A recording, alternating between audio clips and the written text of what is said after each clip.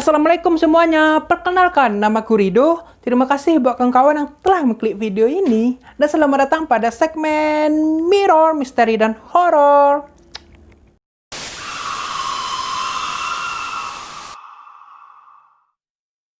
Berbicara soal hantu, sepertinya di negara ini bukanlah hal asing. Terutama kisah ataupun legenda berhantu yang seakan-akan menjadi warisan turun-temurun yang sangat fenomenal. Kisah hantu juga bukan hanya dari bangunan tua, makam, ataupun desa-desa, tetapi ada juga di keramaian ibu kota. Salah satunya berasal dari Stasiun Manggarai. Stasiun yang berada di daerah Tebet, Jakarta Selatan ini dikenal dengan kisah kereta berhantunya. Kenapa disebut kereta hantu Manggarai? Ya karena ini nih, karena kejadiannya itu di Stasiun Manggarai. Bahkan bagi kawan-kawan pelanggan setia KRL jalur Jakarta Bogor, pasti pernah mendengar beberapa versi tentang kisah kereta hantu Manggarai ini. Kisah kereta hantu ini diceritakan dalam beberapa versi. Mulai dari kereta yang menghilang sendiri, kereta yang melaju kosong tanpa penumpang maupun masinis, hingga kejadian aneh yang paling menggemparkan, yakni melajunya KRL misterius yang tidak masuk dalam jadwal. Peristiwa ini langsung viral setelah beberapa orang mengaku melihat kereta ini. Bahkan bisa dibilang juga banyak saksi matanya yang menyaksikan lajunya dari KRL misterius ini. Nah, buat yang kepo sama misteri dan kisah hantu Stasiun Manggarai ini, langsung saja tonton video ini sampai habis ya. Cekidot! Sebelum masuk ke cerita tentang kereta hantu Manggarai ini, aku bakal menjelaskan sedikit tentang sejarah Stasiun Manggarai ini. Cekidot!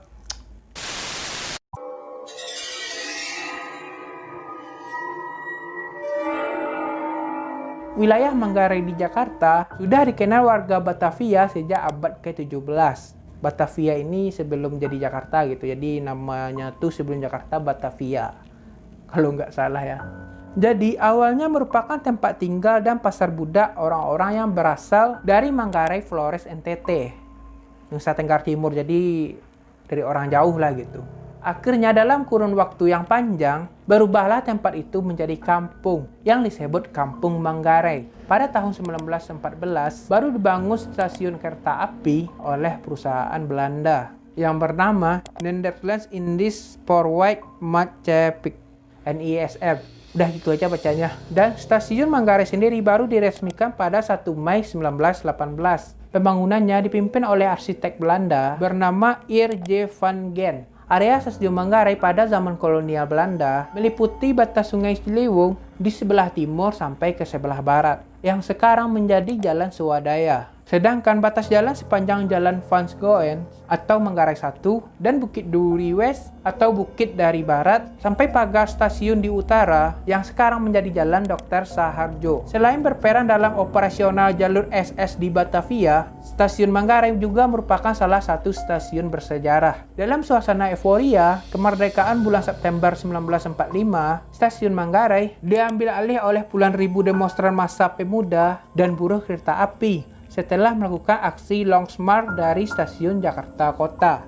Selain itu, pada 3 Januari 1946, di areal stasiun ini pula, segala persiapan rahasia dilakukan untuk perjalanan kereta luar biasa atau disebut KLB, yaitunya pemindahan Presiden dan Wakil Presiden RI menuju Yogyakarta. Nah, sekarang kita bakal masuk ke misteri Stasiun Manggarai.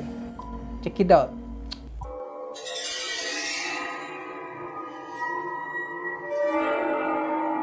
Stasiun kereta Manggarai adalah salah satu stasiun besar di wilayah Jakarta karena arealnya yang lebih luas dari kebanyakan stasiun kereta di Jakarta. Ternyata di stasiun kereta api Manggarai ini terdapat areal yang cukup luas untuk menitipkan atau meletakkan gerbong-gerbong kereta. Namun, gerbong-gerbong dan lokomotif kereta ini, sebagian diantaranya telah rusak akibat kecelakaan-kecelakaan kereta api yang merenggut banyak nyawa penumpang dahulunya. Beberapa gerbang akibat kecelakaan kereta api, termasuk tragedi Bintaro yang fenomenal, yang katanya ratusan penumpang itu banyak yang tewas, juga pernah diletakkan di stasiun Manggarai ini. Lokomotif khusus pemeliharaan rel kerane kereta yang digunakan mengangkut gerbong tragedi Bintaro, yang diberi nama Si Bongkok pun didiamkan di Manggarai. Tapi kabarnya sudah dipindahkan gerbong-gerbong itu sebagian. Selain itu, gerbong-gerbong tersebut memang tidak terawat dengan baik. Begitu pula areal di sekitarnya yang juga tak terawat dengan baik. Kayak gimana ya, dibiarkan aja gitu gerbong-gerbong ini. Kalau lihat ke dalamnya ngeri kali itu gerbongnya. Tapi kalau sekarang gue sendiri juga nggak tahu ya. Tapi bagi kawan-kawan yang tahu, boleh komen di bawah.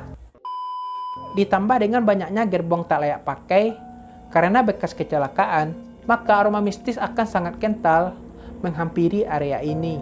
Wilayah yang katanya angker ini terkadang luput dari cerita warga Jakarta. Penampakan yang paling sering terlihat adalah anak-anak yang bermain layang-layangan dan berlari-larian pada malam hari. Padahal wilayahnya itu berada di dalam area stasiun gitu. Kok bisa gitu, padahal udah dipagar juga ya kan? Dan pagarnya tuh nggak ada yang bolong. Kok masa ada anak-anak main layang-layang pada malam hari? Kan gila ya kan? Dan tentunya tak sembarangan orang yang dapat masuk. Jadi menurut kawan-kawan, siapakah anak-anak itu? Bagi kawan-kawan yang tinggal di area stasiun Manggarai ini, boleh banget komen di bawah ya. Selain itu, katanya ada juga penampakan genderuwo dan wanita misterius yang sering muncul pada malam hari, serta suara-suara aneh tanpa diketahui asalnya. Hingga kini, kejadian mistik tersebut masih berlangsung. Akibat area ini jarang dilewati oleh banyak orang, karena tak sembarangan orang juga yang dapat masuk ke wilayah stasiun Manggarai ini. Bahkan lokasi tersebut pernah dipakai untuk acara TV masih di dunia lain sebagai acara pembuktian adanya makhluk-makhluk astral di lokasi tersebut. Oke, selanjutnya cerita-cerita horor seputar kereta hantu Manggarai ya kawan.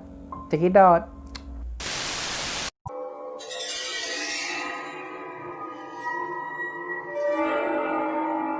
Dinamakan kereta hantu Manggarai karena memang berasal dari stasiun Manggarai. Bagi kawan-kawan yang sering naik KRL jurusan Jakarta Bogor, sudah tentu akrab dengan kisah maupun cerita-cerita horor ini. Kisah pertama berawal dari kesaksian seorang penjaga pintu perlintasan di area Bukit Duri yang bernama Sutrisno. Kebetulan di hari itu Sutrisno ini kebagian tugas pada malam hari. Bisa dikatakan piket gitulah pada malam hari. Pas itu ia langsung dikagetkan oleh suara sirine pintu perlintasan yang tiba-tiba berbunyi. Berarti tanda adanya kereta api melintas. Karena saat itu jam masih menunjukkan pukul jam 4 gitu. Jam 4 dini hari gitu.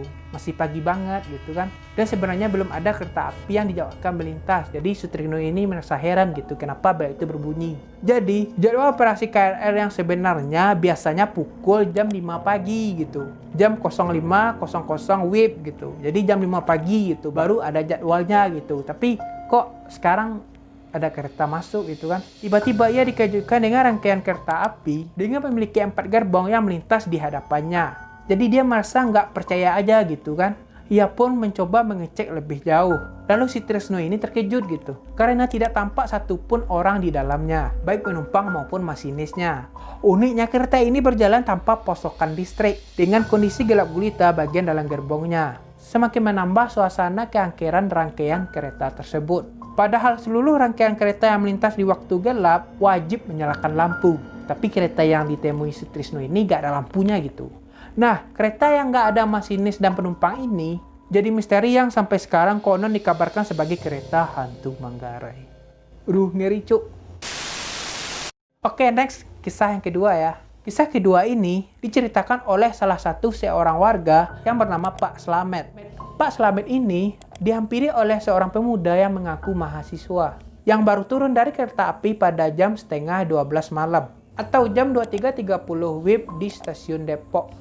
Awalnya pemuda ini sedang kebingungan mencari angkutan umum berupa angkot atau ojek ataupun angkutan yang sejenisnya. Pak Slamet pun merasa ada keanehan dari pemuda yang mengaku sebagai mahasiswa baru di salah satu universitas ternama. Jadi Pak Slamet ini merasa aneh aja gitu, kok mahasiswa ini jam setengah 12 malam baru turun dari kereta api. Jadi Pak Slamet ini kayak gimana ya, kayak merasa janggal gitu. Karena Pak Slamet sendiri sangat hafal dengan jadwal kereta api terakhir yang berhenti di stasiun Depok, yaitunya jam 10 malam. Jadi Pak Slamet itu heran gitu, kok pemuda ini turun dari kereta jam setengah 12 malam, padahal kereta terakhir tadi itu jam 10 malam gitu. Jadi Pak Slamet ini kayak bingung aja lihat pemuda itu. Ketika Pak Slamet mengobrol dengan pemuda tersebut, ia sendiri mendapatkan penjelasan yang cukup aneh. Pasalnya pemuda tersebut bercerita bahwa barusan ia menaiki kereta api dengan keadaan gerbong kereta yang sangat sunyi dan isi penumpangnya yang terlihat seperti mayat berwajah pucat. Ngeri cuk. Dan lagi semua penumpang yang ada di kereta tersebut mengenakan pakaian yang serba putih. Selain itu, para penumpang pun tidak melakukan interaksi sama sekali dengan penumpang lainnya selama berada di dalam kereta. Nah, ketika maba itu, mahasiswa baru, berada di dalam kereta, pemuda tersebut kebetulan sempat meminjam koran dari seorang penumpang, namun lupa mengembalikan koran itu, karena pemuda ini buru-buru turun di stasiun Depok.